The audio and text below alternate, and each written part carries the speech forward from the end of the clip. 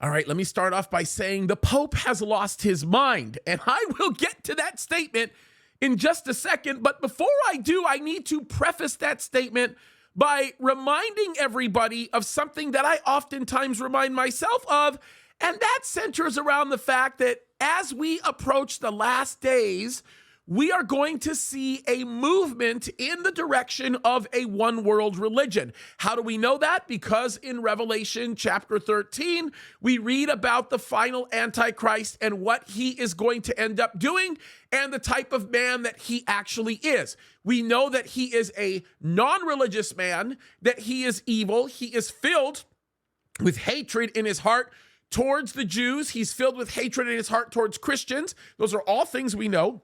But we also know that he has absolutely zero regard for anything that relates to the law of God or the word of God. And so what he will do is he will deploy the use of a false prophet who will lead the people under the auspice of some type of spirituality in order to bring them into a one world religion. And that one world religion will involve the worship of the Antichrist as he sets himself up in the temple and demands to be worshiped. And of course, people will show their allegiance to the Antichrist by taking a mark on their forehead or on their right hand, which of course is the mark of the beast, which is 666. So these are all things that we know. And this is important to understand this because we are moving rapidly in that direction. How do I know that?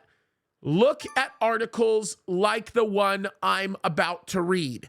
And this is unbelievable. By the way, the article that I'm about to read has a very interesting picture in it. And I will show you that picture right now before I read the article because it's going to help to be able to better place things for what they are.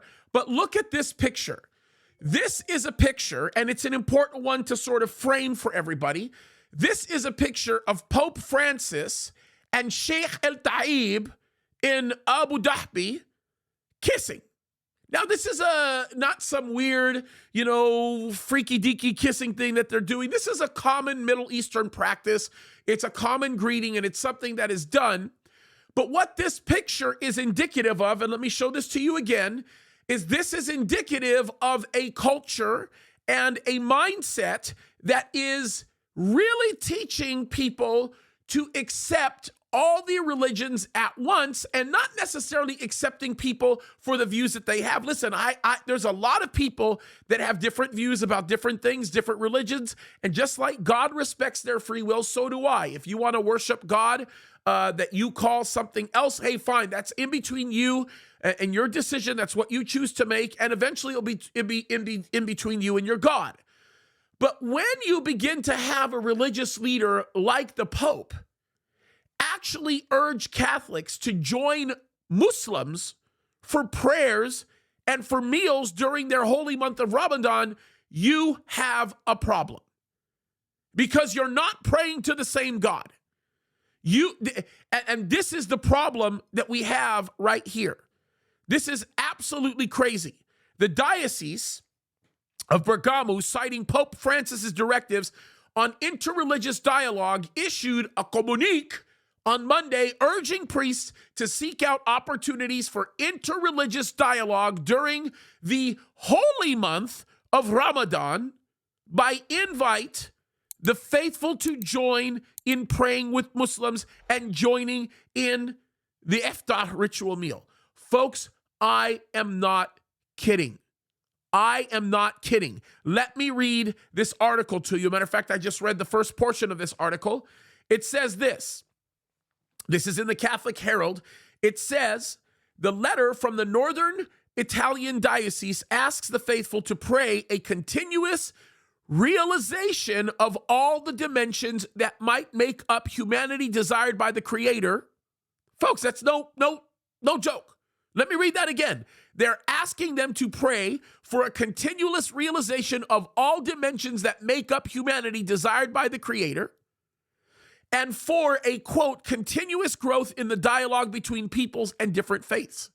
I am all about dialoguing with different people from different faiths because I think that's important. And I think that as we pursue the truth, we need to be able to do that. But when you begin to get into this ecumenical type of thinking where you begin to make a God that is the same for all people, when all people are not worshiping the same gods, then we have a problem. And this is where it gets really ugly. Massimo Rizzi, the director of the Diocese Office for Interreligious Dialogue, who signed the directive, upset local Catholics for dating the letter according to the Islamic calendar, which of course is a different dating system. We don't have to get into that, but he writes the letter and then he dates it the way that you would in a Sharia court, or dates it the way it would be dated in an Islamic calendar. Folks, it's crazy. Rizzi explained that Ramadan was a, quote, strong time for Muslims to promote their religious practice, as well as a month of fasting and prayer and a time of feasting and sharing. Rizzi wrote that Rizzi wrote that Pope Francis had emphasized, quote, the importance of interreligious dialogue in order to give a future to a society like ours, increasingly characterized by a cultural and religious pluralism. Yes, folks, that's what he's calling for. That's exactly what he's calling for. It's absolutely crazy.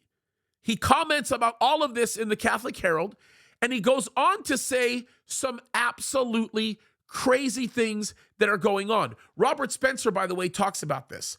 And I think it's really, really important to read what they quote about Robert. By the way, I've interviewed Robert on our show. He's a great guy. Robert Spencer says the idea of Ramadan providing a possibility of outreach to Muslims is a tragic display of failures in inherent limitations of the dialogue imperative. I think that is a very correct statement. It says here, Islamic scholar Robert Spencer said he was disturbed by the Vatican's assumptions that arise from Vatican II declarations about Muslims together with us adorning the God of Abraham. Listen to what Robert's quote is, and I love what Robert says here. He's right. He says, by participating in iftars, Christians are helping celebrate the imperative to conquer and subjugate them. He noted, iftar is not just a meal, it is the breaking of the Ramadan fast every evening. Ramadan is a month devoted to intensifying one's observance of Islam and growing more righteous, which, by the way, just so you understand, during Ramadan is likely when we are going to see more attacks on the Temple Mount and more attacks directed towards Jews, bi'isma Allah, in the name of Allah. Okay? So I just want you to understand when we talk about this iftar, it's the same principle. He goes on to say this. It's really important. Look at what Robert says. In Islam, the most righteous deed of all is jihad, which most prominently involves warfare against the subjugation of non-Muslims. A hadith has a Muslim asking Muhammad, instruct me as to such a deed as equals jihad. Muhammad replied, I do not find such a deed. Folks, that is in these documents, the holy documents of Muslims. It goes on to say, and this is really important to pay attention to what is actually being said. This is what Robert Spencer goes on to say. He says, such equivalence demonstrates historical illiteracy, as throughout history, thousands, if not tens of thousands of churches have been turned into mosques in order to demonstrate the superiority of Islam over Christianity and the victory of Muslims over Christians. He goes on to say the foremost example of this is the Hagia Sophia of Istanbul, also the Amuad Mosque, formerly the Cathedral of St. John the Baptist in Damascus. The Mosque of Cordoba might seem to be an equivalent example of a mosque that was converted into a church, but it is just a single example against a mountain of examples in the Islamic side. Islam explicitly proclaims that it is the true embodiment of Christ's teachings and that Christianity is illegitimate. This has worked out for 1,400 years in the destruction or conversation of churches. Folks, he's right about this. This is not wrong. This is absolutely true. And I should read to you, by the way, this letter that was actually written. It's just absolutely crazy. And quite frankly, I don't want to get in the middle of all of that minutia. But I do want to say, because it's really, really important, I want to repeat a quote that was made, okay? It's critically important that we understand this. when you start looking at the Islamic imperative to subjugate Christians, you need to recognize that when Christians choose to say we are going to practice the honoring of such a subjugation, it's like saying this. It's like saying, I know you hate me and I know you want to kill me, but I want you to help me by allowing me to allow you to destroy me. Think about it like this. If you know that there's a wolf that's out there that wants to kill you, you're not going to make friends with the wolf by going to the wolf and saying, let's be friends for the sake of unity, even though I know you're going to kill me. You understand what I'm saying? If this sounds confusing to you, it should be, because it doesn't make sense. The Pope doesn't know what he's even talking about. His lack of familiarity with Islam clearly shows the problem that we have here with the things that he said, and his lack of familiarity with God's heart for his people is also very broken here. We need to understand what's really happening. We need to understand that there is a willful subjugation going on right now by people in the Catholic Church to want to become something that God never intended for them to become, and it's dangerous.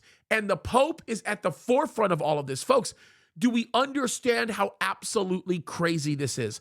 This is the Pope, in essence, basically saying, I am going to give Islam the place of prominence in superiority over Christianity that they think they deserve. It is so incredibly dark, folks. I want you to understand what's going on. These are undoubtedly the last days that we are in. And there are so many people that are beginning to wake up and see through all of this. But folks, we have to understand what we're looking at. It's ugly and it's getting uglier, and we need to wake up to see what's really going on. We need to understand what's happening and fight the good fight. God bless you guys.